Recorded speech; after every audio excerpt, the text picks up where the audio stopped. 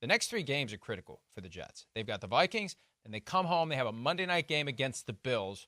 That sounds familiar and ominous. And then they have a Sunday night game on NBC and Peacock, by the way, at Pittsburgh. 2-2 can become 2-5 quickly. They got to win one of these 3 games if they're going to be contenders this year. They can't be team that wins the games they're supposed to win and loses the game they're supposed to lose, especially since they've already lost a game they were supposed to win to the Denver Broncos. They can't be up and down. They can't be inconsistent. So far, they're consistently inconsistent.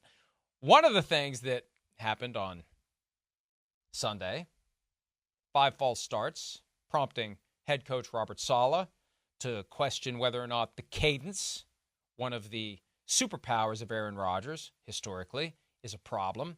That prompted Rodgers to say, it's not the cadence, just hold the guys accountable for moving early, which caused Robert Saleh to get out the mop in the bucket, clean up on aisle 5 on Monday, and say it's more operation than cadence. Operation is the word that I'm looking for. Here's Rodgers with the words he used on Pat McAfee's show when talking about this whole cadence conundrum. Everything that we do in the game, we do in practice. And that's why I said after the game that it felt like, I used the word outlier, but maybe a better word is anomaly. You know, it was one of those games where, you know, we just jumped off sides 5 times. And before that, we had 1 false start in 3 games, and nobody complained about the cadence. I don't know why Robert would get any, or even Hackett. I mean, nobody deserves any crap for that except for the players. We gotta make sure that we're staying on sides. And I don't think it's an issue. It hasn't been an issue in practice. It's, again, another talking point for outside the building. Obviously, it hurt us in some situations, so we got to be better. But cadence is the cadence is the cadence. There's always going to be messaging and narratives out there, and you have 2 choices. You can ride the wave, really a roller coaster, or you can say, I don't care. And I'm the latter. I don't get into what the conversation is going on outside the building around myself, the relationships that I have.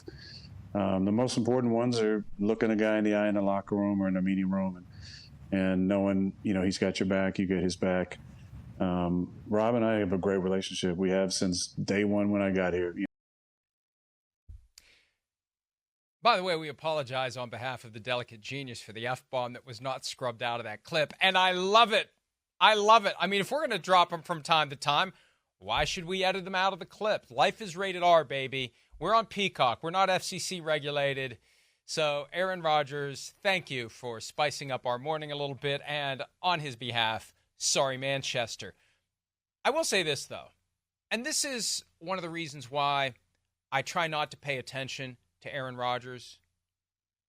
It's similar to why I'm trying not to pay attention to the current political nonstop back and forth, sky is falling. There's only so much you can take before you begin to lose your mind.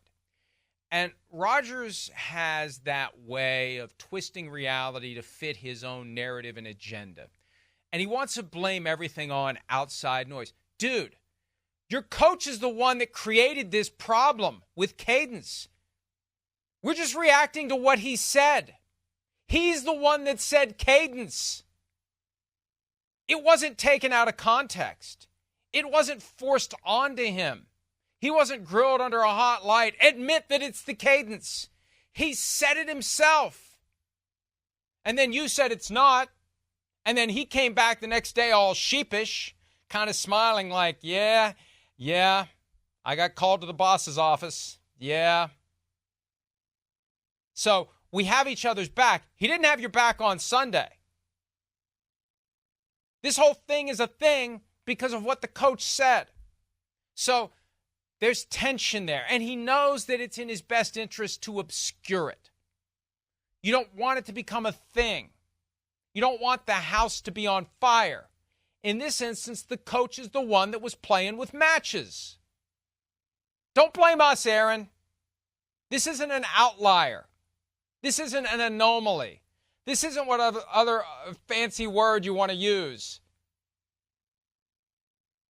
This is reality. And this is the Jets. And this is the way the Jets have pretty much been for the last 50 years.